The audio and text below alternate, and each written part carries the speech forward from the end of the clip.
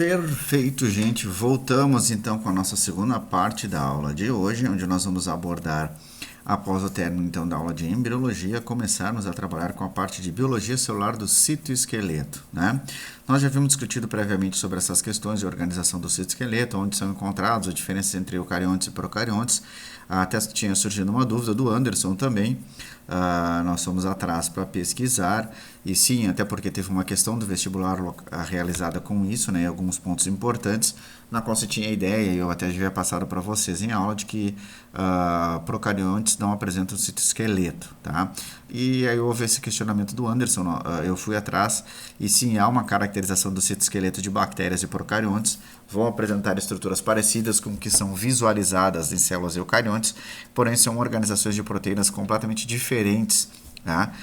Com algumas funções similares no que já vem sendo pesquisado e vem sendo trabalhado, até por algumas questões interessantes para nós podermos abordar e visualizar, tá, gente? Então isso vai ser legal para nós conseguirmos obter estas informações posteriores. Eu vou trazer um artigo também sobre as características do citoesqueleto de bactérias, tá? São estruturas diferentíssimas, mas que ainda se tem uma ideia de funcionalidades similares e que começam a tentar explicar também como se dá o transporte de substâncias dentro das bactérias, que até então não se tinha uma noção como se fazia, e a partir de alguns experimentos e algumas pesquisas começou-se a observar estas características, né? E trazer uma luz sobre o funcionamento de algumas estruturas procariontes, na qual nós ainda não tínhamos um conhecimento específico, né, e se tornaram ainda bastante peculiares agora para nós conseguirmos compreender. Então são estruturas que são diferentes, mas que apresentam um determinado comportamento, né, que nos levam a crer que tem uma similaridade quanto à sua função. E isso também vai ser um outro ponto para nós podermos fazer esta intermediação na aula do chat especificamente, e nós conseguirmos abordar estas questões para que vocês compreendam, né, exatamente uma diferenciação entre um e outro. Para nós, então, o que vale aqui é exatamente a questão da presença deste citoesqueleto em células eucariontes. Nós vamos nos deter no que compete dentro da biologia celular para a medicina especificamente, né, as condições e conhecimentos específicos ao citoesqueleto humano, que é o que nos importa aqui e que nós vamos utilizar, né, como base para a aula de hoje.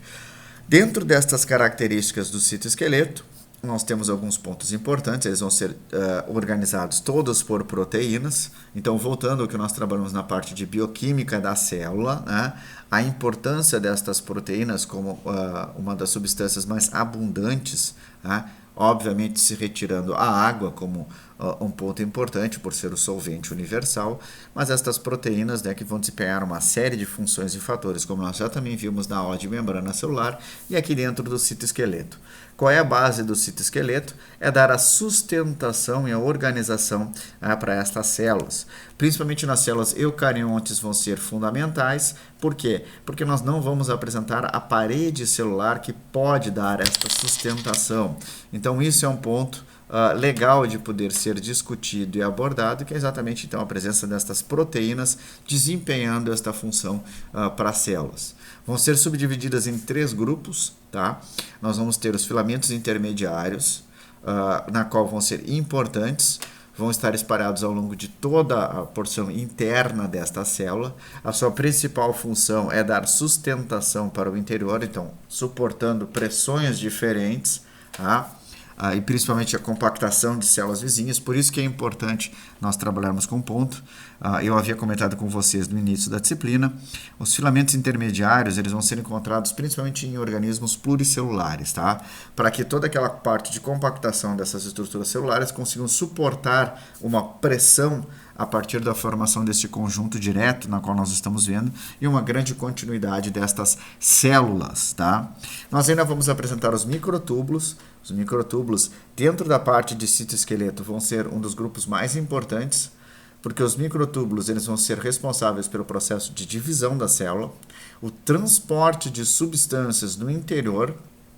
Então, ou seja, a comunicação entre a membrana plasmática até o núcleo, né, e fazendo esse transporte tanto de entrada quanto de saída destas substâncias, né? Além do processo de servir como um ponto indicador para que mantenha as organelas nas suas determinadas posições, quem vai fazer com que o retículo endoplasmático, o complexo de Golgi, mantenha uma sequência e estas posições definidas vão ser exatamente as estruturas dos microtúbulos, né? Uma porção inicial próximo à região dos centríolos, né? E nós vamos ter uma base localizada também dentro da região central desta célula, chamada de centrosomo, que é o local onde eu vou manter uma parte mais fixa e rígida dessas estruturas dos microtúbulos. Eu ainda vou apresentar os filamentos de actina ou microfilamentos, vão ser responsáveis por dar a sustentação à organização da membrana plasmática, obviamente localizado então mais próximo ao ponto da membrana plasmática, servindo para processos de movimentação e sustentação dessa estrutura, né? Vão ter uma íntima relação com os filamentos intermediários para serem responsáveis por esse processo de sustentação, principalmente interagindo com porções importantes, na qual fazem parte também da nossa organização da matéria, né? A parte que nós vamos trabalhar com a questão de adesão celular, tá? Onde nós vamos ter então os desmossomos e os hemidesmossomos, estruturas proteicas também, que vão servir para fazer a organização de compactação entre estruturas celulares diferentes e a manutenção de uma comunicação, tá? E interligando uma célula a outra. Então, o citoesqueleto ele vai ser fundamental e importantíssimo para uma série de funções, além do que nós temos uma ideia ou uma base, como um processo, né, de somente sustentação. Nós ainda vamos abordar alguns pontos importantes, que são falhas a serem visualizadas dentro do citoesqueleto, tá? Entre principalmente os principais tipos na qual nós vamos ver e algumas patologias associadas a isso. É o que é importante dentro desta parte da medicina, nós conseguimos fazer uma relação entre estas patologias, as características e que tipo de transmissão pode ser feita, ou tratamento específico quanto a estes processos e estas características, né? Então, nós vamos poder abordar ao longo da parte do citoesqueleto todas estas informações, né, na qual nós vamos estar abordando na nossa aula de citoesqueleto aqui hoje. Além disso, também alguns pontos importantes ao se saber das estruturas, os tipos de subunidades formadas no nosso citoesqueleto, também é legal nós podemos trazer informação para vocês, tá, sobre essa questão da relação na qual nós vamos ter do citoesqueleto dentro da parte da área de biotecnologia. Tá?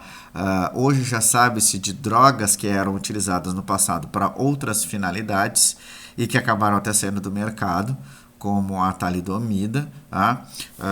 Especificamente, tá? Na qual nós vamos ter então uma caracterização importante para o processo então da paralisação da duplicação, na qual nós vamos visualizar, tá, gente? Então, é uma característica importante, né, e que vai ser caracterizada como teratógeno, a talidomida, né, que era utilizada durante a gravidez, principalmente na década de 50, e se teve uma característica depois de ser observada como uma formação. A talidomida, ela foi legal porque se verificou que ela atuava sobre as subunidades dos microtúbulos, fazia com que houvesse a promoção do processo de organização do crescimento destas estruturas dos microtúbulos, mas posteriormente também foi relacionado com um ponto bem interessante. No momento em que ele tinha formação do fuso, e é organizado a partir da talidomida, nós não tínhamos mais então a questão da quebra destas minhas estruturas e obviamente a partir deste processo o que acabava acontecendo eu interrompo, né, a caracterização da duplicação desta minha célula. Por que eu trago esse exemplo da talidomida? Porque hoje ela vem sendo utilizada para cânceres experimentais, principalmente em estágios mais avançados em que o paciente não tem muito o que fazer, para tentar ser observado como talvez a última droga neste ponto, quando se está em estágios mais avançados, para tentar diminuir o processo de proliferação destas células e um tratamento alternativo para o câncer. Tá?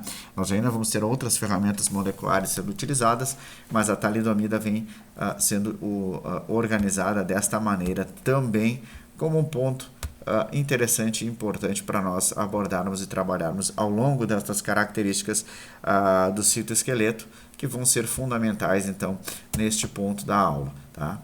O que nós temos como uma característica, gente? O citoesqueleto vai ser uma intricada rede de filamentos proteicos que vai se estender até a região do citoplasma. Por isso que eu falei para vocês, são 3 componentes, principalmente, então, a sua organização ao redor da membrana, tá? E ocupando o espaço no interior desta célula. Uma das grandes características que nós podemos desmistificar nas aulas é exatamente esse processo de achar que o citoplasma é um monte de água livre, na qual boa parte do processo de deslocamento das substâncias do interior precisavam fazer como se fosse um Michael Phelps, se nadando livremente dentro dessa região, e hoje nós já sabemos que não, existem estas estruturas proteicas dispersas ao longo de toda a estrutura da célula, e obviamente a partir desse processo ao longo das estruturas da célula nós vamos ter toda a movimentação feita a partir desta organização, Então é uma espécie de rede composta por um conjunto de 3 filamentos proteicos. Vão ser formados, como eu já falei para vocês, pelos microtúbulos, filamentos intermediários e microfilamentos. São organizados a partir dessa organização, microtúbulos, filamentos intermediários e microfilamentos, basicamente pela estrutura e o tamanho das suas subunidades proteicas, tá? Os microtúbulos vão ter as maiores subunidades. Filamentos intermediários, o nome eu acho que já diz tudo, não precisaria nem explicar. São estruturas intermediárias entre os maiores, os microtúbulos, e os menores, os microfilamentos ou filamentos de actina, quanto à sua proporção em tamanho, tá? Então, são organizados esses 3 tipos e são colocados assim, exatamente pelo seu tamanho especificamente, tá?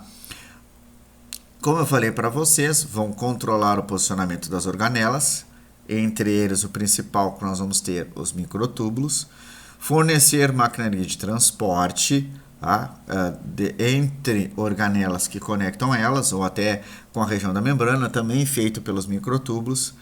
O processo de separação das cromátides, e dos cromossomos, das estruturas para células filhas, também relacionados com os microtúbulos, o processo de contração a partir da organização da citocinese, aí sim sendo visualizado a partir das características dos filamentos de actina, fazendo então um processo de constrição dessa estrutura da célula para que ela se divida em 2, e o processo de movimentação sendo organizado então especificamente, gente, entre os microtúbulos, e os filamentos de actina, permitindo isso. Os microtúbulos com adaptações de estruturas da membrana, formando os cílios e os flagelos, na qual vão permitir esse processo de movimentação, e principalmente os movimentos ameboides, então, estando relacionados e caracterizados às estruturas, então, dos microfilamentos ou filamentos de actina. Os filamentos intermediários entram aqui como um processo de sustentação e suporte a esta célula, já que ele vai preencher toda a porção interior do que nós vamos poder visualizar e organizar, Então, aqui, neste próximo slide, nós conseguimos ter uma ideia do tamanho das subunidades destes filamentos e por que ele vai ser organizado tendo esta nomenclatura. Os microtúbulos, os maiores, com 25 nanômetros, os filamentos intermediários com 10 e os filamentos de actina com 7 nanômetros especificamente. Então, vão ser feitos a organização do maior para o menor. Microtúbulos, filamentos e microfilamentos. Isso não tem nenhuma interferência nas suas funções, mas foi uma maneira didática de como organizar e caracterizar, até pelo seu próprio processo de formação. Os microtúbulos, por exemplo, no seu arranjo vai ser chamado assim, até pela sua formação de uma grande estrutura que preenche a partir de processos de polimerização, formando túbulos ocos, sendo organizados por estas proteínas e que vão servir então para formar estas pontes distintas e que vão ser importantes para o processo de comunicação, estruturação e funcionalidade no interior da célula. Então aqui nós temos exatamente uma organização de como é possível ser visto dentro desse contexto de distribuição do que nós vamos poder visualizar do citoesqueleto e das suas estruturas no interior destas células, como alguns pontos pertinentes. Dentro desse slide é legal nós trabalharmos para que vocês vejam então o processo de distribuição no interior. Aqui foi utilizada microscopia com corantes, né, que se utilizando então a luz ultravioleta foi possível visualizar estas colorações diferenciadas e trazendo então algumas situações importantes para nós podermos observar e visualizarmos aqui, gente, tá? Nós trabalhando especificamente, pessoal, para nós conseguirmos caracterizarmos e podermos trabalhar com este ponto, então, são algumas características que nós vamos passar de cada um deles, tá? E podermos, então, já pontualmente visualizar estas características que são importantes. Começando, então, com os filamentos intermediários, eu organizei de maneira mais didática, não pelo tamanho, mas pelas suas funções, tá? E pelas suas características químicas na qual nós vamos visualizar, na qual vão manter alguns pontos importantes. Entre os mais diferentes deles, nós vamos ter os filamentos intermediários. Primeiro, tá? Porque eles são mais estáveis que os microtúbulos e os filamentos de actina e permanecem por mais longos períodos dentro do citoplasma. Gente, por que isso ocorre? Tá? A característica de estruturação das ligações proteicas aqui, tá? E ligações peptídicas formadas para formar esses filamentos intermediários são exclusivamente para que eles sejam duradouros. Para que fique mais claro ainda, as estruturas de filamentos intermediários, quando são formadas, elas não se desfazem. Tá? Então, eu não tenho um processo característico que eu vou visualizar em microtúbulos e filamentos de actina, que é a questão da polimerização e despolimerização, ou seja, o aumento e a diminuição de tamanho conforme eu tenho a necessidade da célula. No momento que eu formar um filamento intermediário, ele vai se manter intacto e idêntico até que ocorra um processo de degradação nessa estrutura e ele precise ser substituído, tá? Então, quanto aquela célula for viável, ele vai manter exatamente a mesma estrutura do seu filamento intermediário. Por isso que ele é caracterizado como uma estrutura que se mantém por longos períodos, diferente do que nós vamos visualizar dos microtúbulos e dos filamentos de actina, que vão ter uma rápida adaptação conforme a necessidade. Então, eles podem aumentar e diminuir de tamanho. Os filamentos intermediários não vão apresentar essa caracterização, tá? Então, isso vai ser um outro ponto importante para nós podermos observar. As suas estruturas proteicas e a sua organização faz com que eles sejam primordialmente formados para serem organizações estruturais, pessoal, tá? Isso vai ser fácil de nós visualizarmos e característico de nós podermos observar, tá? A partir do seu processo de organização. E uma ideia básica para eles serem caracterizados como de sustentação é porque eles vão se enrolar uns sobre os outros quando são formados por tétrades que vão se ligando, então estes feixes vão se ancorando e depois vão sofrendo torções em alfa-hélice um sobre o outro. Uma ideia mais prática de nós podermos lembrar e retomarmos isso é exatamente a questão de como se nós tivéssemos um fio de telefone que vai dobrando um sobre o outro, tá? E vai se enrolando, conforme ele vai se compactando, que é a ideia também que nós vamos observar dentro dos filamentos intermediários, é que isso dê uma maior resistência. Se vocês pegarem um fio de telefone completamente compactado, daqueles telefones que tem fio, fica mais difícil de se dobrar ou se fazer uma torção, ele se torna muito mais resistente, exatamente por esse processo estar enovelado, enrolado sobre um próprio eixo e as suas ligações então permitindo esta característica. E é exatamente o mesmo modelo adaptado que nós vamos ter de exemplificação das organizações dos filamentos intermediários, né? Vão apresentar um diâmetro entre 8 e 10 nanômetros, como eu já falei para vocês, os valores intermediários entre os microtúbulos e os filamentos de actina, né? Enquanto os filamentos de actina e os microtúbulos estão presentes em todas as células eucariontes, nós vamos ter um outro ponto importante que eu já havia comentado com vocês no início da aula. Os filamentos intermediários eles vão ser vistos somente em células pluricelulares. Por quê? Porque eles servem exatamente para dar a ligação entre uma célula e outra a partir destes componentes de adesão, como os desmossomos e os hemidesmossomos, que vão manter aderido uma célula à outra, permitindo comunicação e uma maior resistência entre esses grupos, tá? E também como fator para dar maior sustentação a um grande grupo de células. Células unicelulares não têm a necessidade de apresentar, então, esses componentes de filamentos intermediários, portanto, exatamente por isso não são considerados estruturas mais comuns a serem visualizadas. Então, isso é mais um fator específico entre células pluricelulares, que é um padrão interessante de nós continuarmos observando e trabalhando. Tá? Então, isso vai servir para que vocês consigam, então, ter este parâmetro e esta ideia específica, né, para que fique mais claro e vocês consigam, então, entender e compreender esta ação dos filamentos intermediários. Todo filamento intermediário vai ter a mesma estrutura, tá? Constituído pelas moléculas. Importante lembrar aqui que normalmente elas vão ser formadas por estruturas extremamente resistentes, então são proteínas mais longas em formação em beta preguiada e por isso são caracterizadas como proteínas específicas para serem rígidas e darem sustentação, como queratina, vimentina, desmina, lamina, tá? Lamina, não confundir com laminina, que é as estruturas que vão dar a organização da sustentação da parte do tecido epitelial para o tecido conjuntivo, né? Proteínas do neurofilamento e proteínas ácidas fibrilares da glia também, que vão dar toda a organização do axônio, até o próprio processo para que as estruturas neuronais, os axônios, os corpos, os dendritos tenham sua forma específica, vão estar relacionados então à presença desses filamentos intermediários para manterem a composição destas células, né, e a sua organização celular específica, que é o que nós vamos conseguir manter. Então, dentro deste ponto, por apresentar essas estruturas mais beta-preguiadas, serem proteínas grandes e estarem enoveladas sobre o próprio eixo, nós vamos ter uma ideia de que elas são mais resistentes.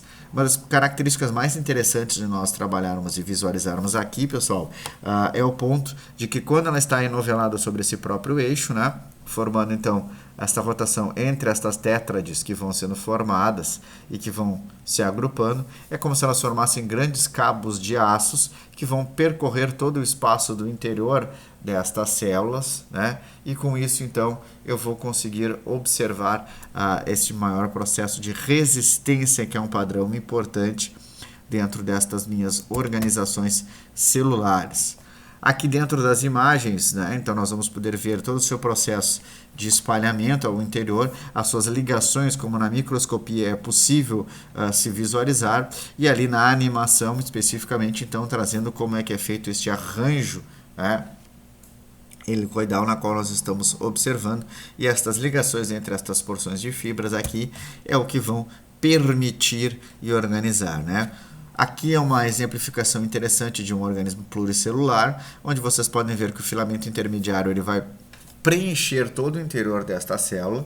Tá? E um ponto importante para nós observarmos quanto à questão da aderência, tá? Se vocês visualizarem de perto estas estruturas da célula, vocês vão ver que exatamente esses filamentos intermediários aqui é o que vão manter uma célula próxima à outra, porque a partir desta intercomunicação entre o filamento intermediário de uma célula com a outra, é o que faz com que ela tenha contato membrana-membrana e mantenha a comunicação entre uma célula e outra, né?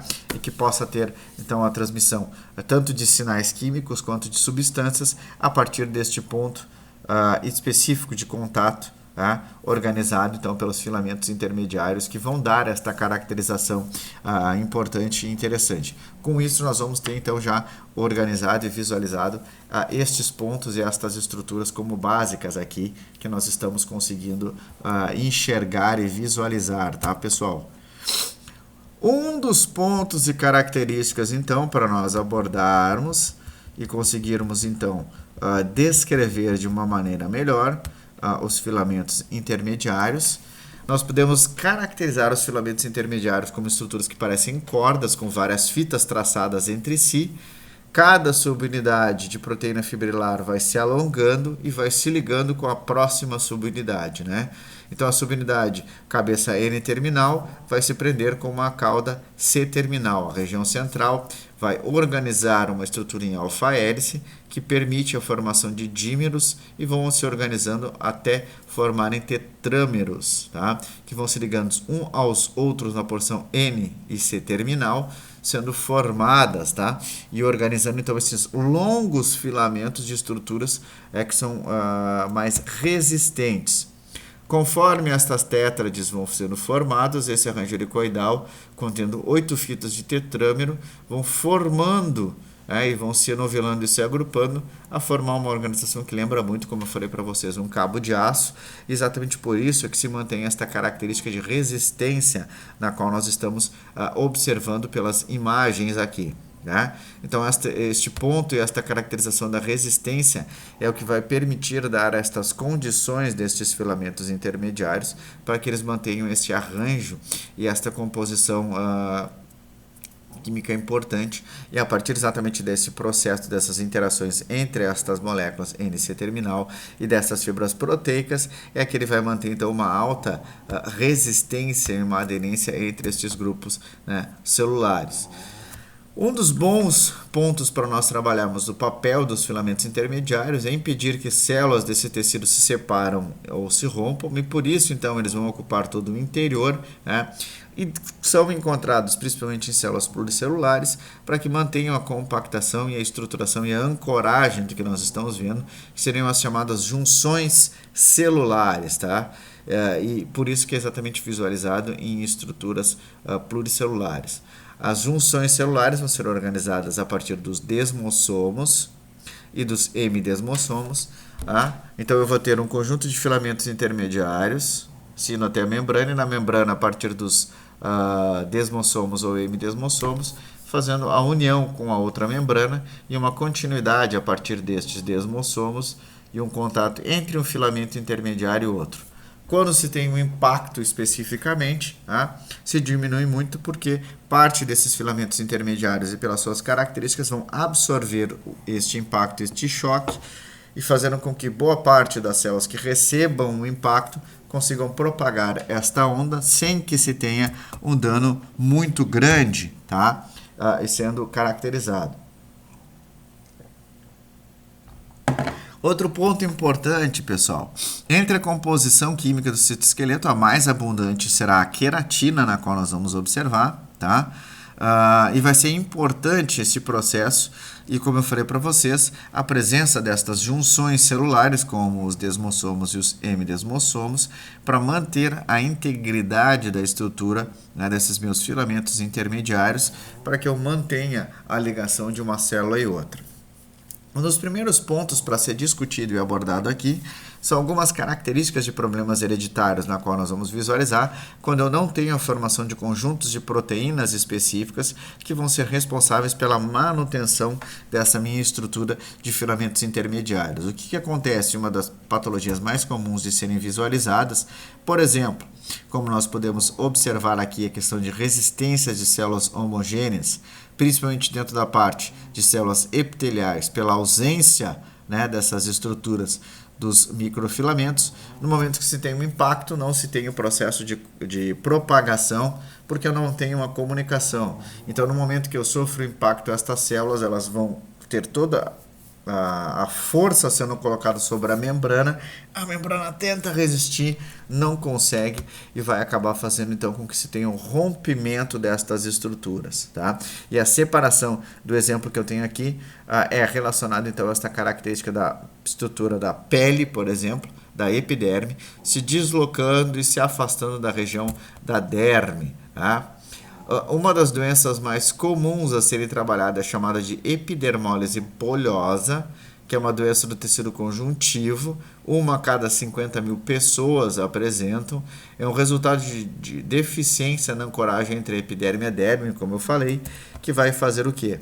Como nós temos na imagem aqui, formam feridas e bolhas muito grandes que são de difícil cicatrização, exatamente porque, pela ausência desta organização dos filamentos intermediários, quando há um impacto nesta região da epiderme, estas células aqui não estão aderidas por estruturas de hemidesmossomos à região do tecido conjuntivo, e o impacto vai fazer com que a lesão toda seja localizada, diretamente nas porções da epiderme que não vão suportar a pressão e vão começar a se romper, com isso extravasando parte desta organização entre o tecido conjuntivo e a epiderme, formando estas grandes bolhas que são de difícil secreção. Quem apresenta epidermólise bolhosa tem uma característica ainda distinta, que é a dificuldade de se utilizar qualquer tipo de roupa, qualquer tipo de toque ou qualquer impacto, vai ser o suficiente, gente, para ocasionar esse tipo de lesão, tá? Então ela é uma patologia bem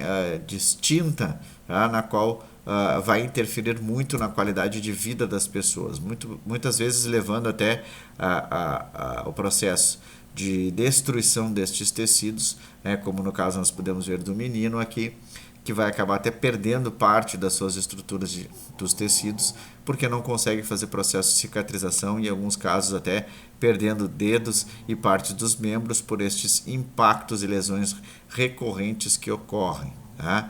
Ou até como aqui a menina fazendo o processo, se colocando um curativo. Qualquer tipo de toque com toalha, roupa, é o suficiente para que ocorra o rompimento destas minhas estruturas e células, que levam muito tempo para cicatrizar. Então, um dos tratamentos feitos é exatamente o processo de secagem, a colocação de algumas pomadas, que poderiam ser consideradas cicatrizantes, e de reestruturação para melhorar a condição da epiderme e se fazer curativos com uma manutenção e uma troca mais frequente para evitar ou impedir que se tenha um surgimento de novas caracterizações ou novos problemas ou novas feridas na qual vão ser visualizadas. Nós temos até alguns tipos de tratamento bem interessante para podermos observar, na qual nós podemos discutir também pelo chat, tá? E é legal de poder ser esse tipo de interação, né?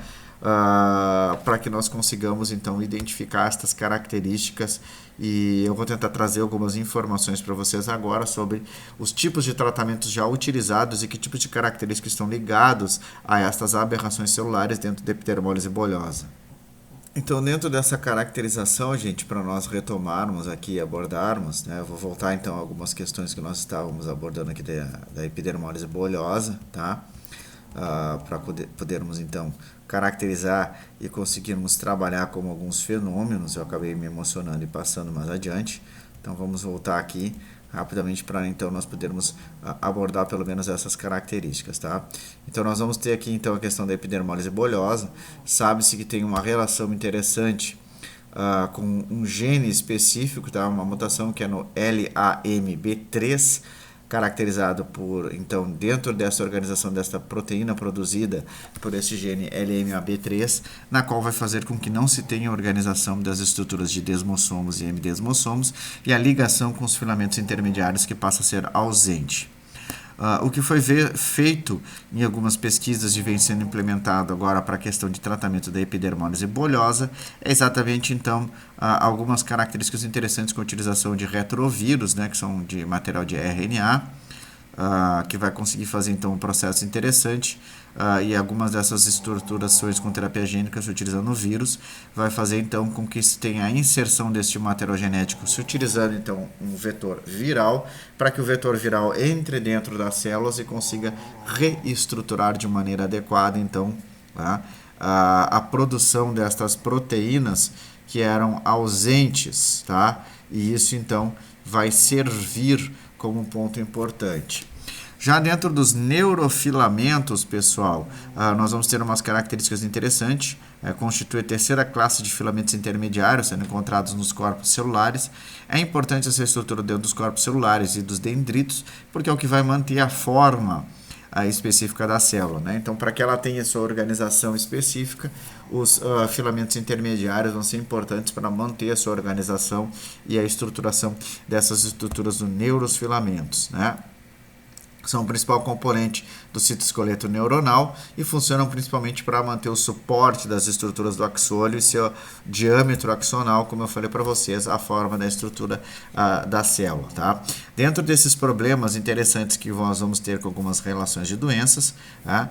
Dentro da formação desses neurofilamentos, eu ter a organização de neurofilamentos extras ou estruturas proteicas extras que vão fazer com que ele aumente muito de tamanho, e o aumento excessivo também pode causar doenças caracterizadas diferenciadas. Então, entre elas a chamada esclerose amiotrófica lateral, conhecida como doença de Lou Gehrig ou doença de Charcot, que é uma doença neurodegenerativa progressiva e fatal, na qual eu vou ter degeneração dos neuromotores. Por que isso ocorre? Porque como ele fica muito grande, todo o processo de estruturação de bainhas de mielina e a comunicação entre essas estruturas neuronais passa a ocorrer de maneira diferenciada, né? Ele vai levar a organizações desses neurônios periféricos especificamente, tá? A degradação, porque como o neurônio é muito grande, ele demora muito para passar o impulso, se perde aquele período de tempo, o que vai levar então a compreender que talvez aquele neurônio não tenha funcionalidade e todos os órgãos e tecidos e musculaturas ligados àquele neurônio vão acabar então perdendo a sua função, e obviamente a partir desse processo da sua perda de função é que nós vamos começar a apresentar problemas e ele vai começar a se neurodegenerar, né? E isso também vai servir como um ponto, um indicativo diferenciado dentro destas características na qual nós estamos observando. Nós vamos ainda poder visualizar as proteínas ácidas da glia, organizadas como a desmina e a vimentina, que vão ser responsáveis pela formação dos astrócitos e as células de Schwann. Então nós vamos ter um outro ponto importante, tá? A degradação dessas estruturas aqui vão levar a um processo de desmielinização, tá? Da região organizada dentro das células de Schwann, e isso vai impedir depois o processo, né, que nós vamos ter de impulso nervoso transmitido por esses neurônios. E o que acaba acontecendo é que dentro dessa organização dos impulsos nervosos, o que nós vamos apresentar como maneira característica? A mesma coisa de uma neurodegeneração, porque como este impulso, para que ele tenha movimentos rápidos e saltatórios, ele perde essa característica e passa a ter movimentos mais lentos. Então esse neurônio também vai ser caracterizado como não funcional, e por não ser funcional, nós vamos acabar tendo uma degradação destas minhas estruturas.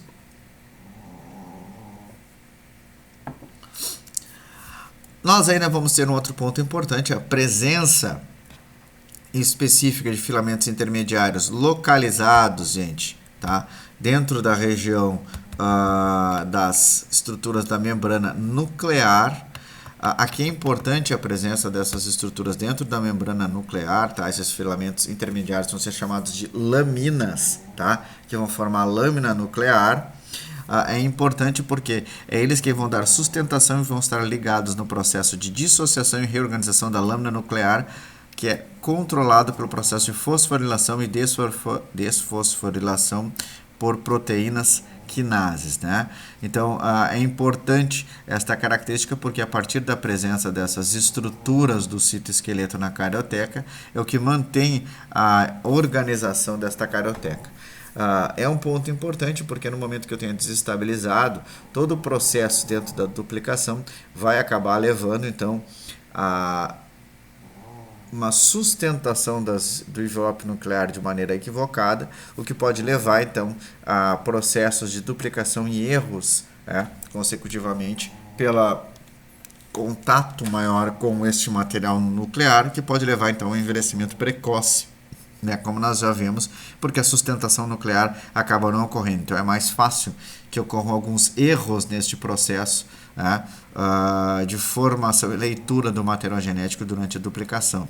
Estando ligados então com uma doença chamada de progéria, que é a ausência dessas estruturas de lâminas nuclear, que vai caracterizar por um envelhecimento precoce pela instabilidade da célula, né? Um dos principais pontos é como esta lâmina nuclear ela não tem uma organização adequada, eu tenho uma exposição do meu material genético e eu tenho, por essas características, esses pequenos erros que vão levar então à formação de proteínas de maneira errada, e que vão ser caracterizadas, obviamente, então, como um processo de envelhecimento precoce, né? Quase como uma caracterização de Benjamin Button, só que sem aquela parte mágica que nós vamos ver no filme, que ele nasce velho, né, que são crianças que já vão apresentar isso, apesar, por exemplo, de terem 10, 12 anos, vão ter uma característica, uma fisiologia de uma pessoa de 70, por esse envelhecimento muito rápido no processo de duplicação que expõe o material genético em uma instabilidade nuclear. Então, não vamos ter a mágica do cinema com Benjamin Button, que são pessoas velhas que vão se tornando mais jovens, né? Além disso, nós vamos ter, então, as proteínas essas gliais, a desmina, a vimentina, né? A vimentina ajudando a sustentar a membrana plasmática e orientar parte da posição das organelas juntamente com os microtúbulos, e as desminas atuando juntamente com os desmossomos, até tem esses nomes exatamente por causa disso, tá? Que vão manter organizadas essas estruturas da junção das estruturas da célula e a compactação especificamente. Então isso também é um outro ponto importante e uma caracterização. Junto das desminas nós vamos ter uma outra função para a qual nós vamos conseguir visualizar, que é também a questão das junções e essas estruturações que vão manter uma aderência célula a célula visualizado dentro desse nosso contexto, como um dos pontos importantes para nós conseguirmos observar.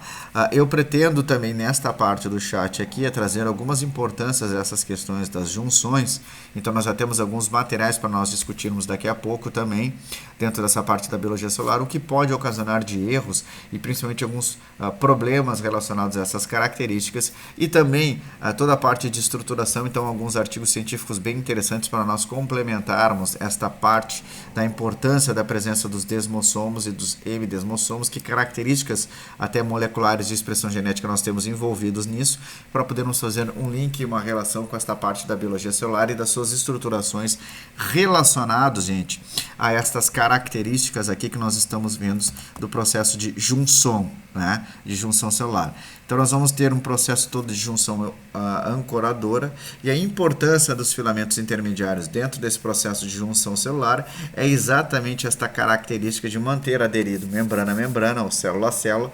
Por quê? Porque isso facilita, primeiro, o processo de comunicação entre essas minhas estruturas celulares. Segundo, a aderência a choques, né?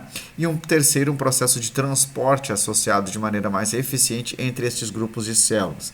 Então, eu tenho um propósito muito importante porque dentro desse ponto, eu não tenho a necessidade de um contato direto com o meio externo e eu vou compactando essas estruturas celulares que vão mantendo uma comunicação entre elas, e isso torna muito mais efetivo esta interação e este processo de comunicação, né? Então, como nós estamos vendo pela própria imagem aqui, dentro desse ponto onde eu tenho o desmossomo, onde tem as setas amarelas, pessoal, que vocês podem ver aqui, e a partir desta pequena organização, mantendo uma aproximação. Dentro dessa porção aqui de ancoragem, além de dar a sustentação, como nós estamos vendo aqui na imagem, tá? Vai servir para permitir, por exemplo, uma troca mais eficiente entre substâncias de uma célula para outra. A comunicação, se algo, por exemplo, na célula B está ocorrendo de maneira errada, a célula A rapidamente é notificada por esta aproximação e esta questão das junções, porque eu vou ter junções sinalizadoras, junções de aderência, tá? Que vão ser importantes e vão ser caracterizadas. Isso também vai ser um outro ponto que nós vamos discutir no chat especificamente. Eu vou trazer algumas animações e algumas outras caracterizações para que isso fique mais evidente, gente, e se torne mais fácil de nós conseguirmos compreender, tá? Vou dar prosseguimento, então, depois da nossa próxima aula, a continuidade, para que nós peguemos somente os microtúbulos, as importâncias e as drogas utilizadas. Então, vai ficar um pouco mais alongado e eu pretendo não simplesmente passar a rodo estas características. E já que nós temos a oportunidade aqui no chat para continuarmos conversando, fica mais fácil de eu trazer estes materiais para vocês e nós fazermos pontualmente estas colocações conforme nós vamos trabalhando especificamente com cada um destes três tipos de citoesqueleto, e isto vai fazer então com que nós consigamos enriquecer a discussão e fique mais claro para vocês cada uma destas funções e das suas atribuições dentro desse processo, tá? Então, a partir disso, nós já vamos dar uma continuidade na aula que vem, e aí eu vou exemplificar para vocês os tipos desse citoesqueleto, localizado então com características que têm polimerização e despolimerização, e focar nas características dos microtúbulos e dos filamentos de actina como as suas principais características. Deixo agora somente os filamentos intermediários, porque nós temos uma série de patologias e uma série de estruturas a serem trabalhadas, inclusive abordando de maneira mais específica e aprofundada a questão das junções e as suas importâncias para esses organismos pluricelulares. Então eu vou complementar este processo com uma série de materiais didáticos, na qual nós vamos passar no chat e posteriormente, após o chat, eu já vou estar também publicando no ambiente virtual para que vocês consigam fazer estes acompanhamentos, tá, pessoal? Então, qualquer dúvida e qualquer coisa, voltamos lá então para a nossa aula normal no chat para complementarmos aquilo que nós vimos dessas estruturas de sustentação que são importantes. Também já vou utilizar este período máximo para nós discutirmos com essas características localizadas dentro do citoesqueleto de bactérias e nós fazermos uma pequena relação entre estas estruturas, tá? Por que elas são diferentes e por que até determinado período se considera talvez que, apesar de apresentar uma estrutura de citoesqueleto, eu não sei ainda se eu consigo considerar essas organizações de bactérias como tendo a presença de um citoesqueleto realmente, né? Então, isso são alguns pontos para serem discutidos e a partir exatamente desta organização nós já vamos conseguir identificar estes pontos e essas características, que é exatamente o que nós vamos abordar então dentro do chat e podermos conversar sobre estes dois pontos distintos. Então eu espero vocês daqui a pouco no chat e que a gente então consiga conversar e continuar estas relações específicas, tá, gente? Do que nós vamos poder abordar dentro da nossa aula de hoje de biologia celular. E aí nós vamos então dar continuidade a estas discussões e eu já tenho alguns materiais separados que nós já vamos então logo mais, assim que nós começarmos a discutir e pontuarmos conforme vai passando essa videoaula, nós já vamos trazendo estes artigos e essas composições então para que fique mais claro para vocês e que fique mais evidente então estas características. Valeu, gente. Obrigado. Então, vamos então para o chat para continuarmos conversando e encerramos aqui a primeira parte desta videoaula de citoesqueleto.